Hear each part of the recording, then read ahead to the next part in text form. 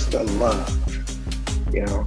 So, man, when was the last time that you felt significantly loved by Jim? And just share a little bit about how that happened. Yeah, so for me, anytime this is probably funny, but anytime Jim spends time with me, I feel loved. Just because he, especially with kind of his schedule and things that are occurring here in the next few weeks with his life, for him to take that time and spend it with me and invest that time in me, I feel really loved by that.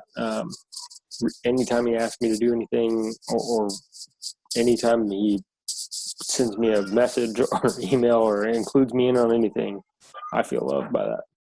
I'd have to say the same thing, just the time that he's willing to spend with me and answer my questions and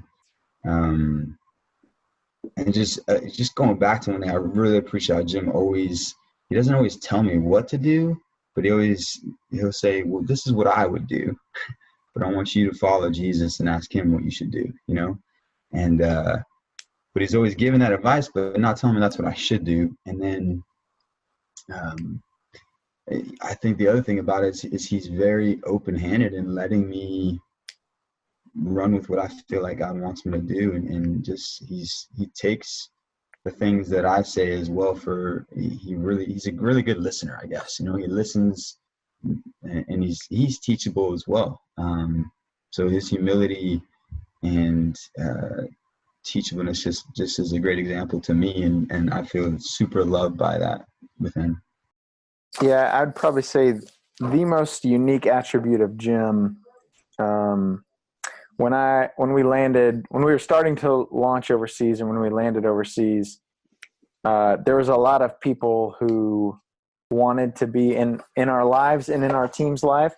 And I would kind of ask them, what role do you want to play? Like, are you going to disciple me? And no one wanted to disciple me. They said, just come to us when you have strategy questions.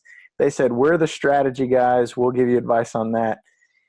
And it's hard to receive strategy advice if they're not plugged in on the nitty gritty and knowing everything else. And Jim was the only one who would carry the mantle and say, hey, I will still disciple you. I'll still pour into you. And that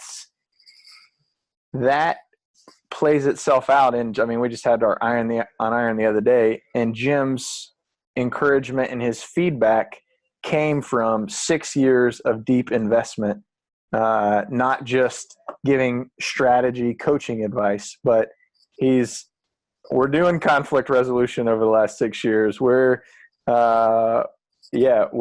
crying together and we're sharing hard times. And so it's that, same thing these guys are saying. That's how I feel most loved. And no one really wants to watch over your soul, as the Hebrews passage says, but Jim is willing to do that, willing to put in the time. I haven't found anybody else like that.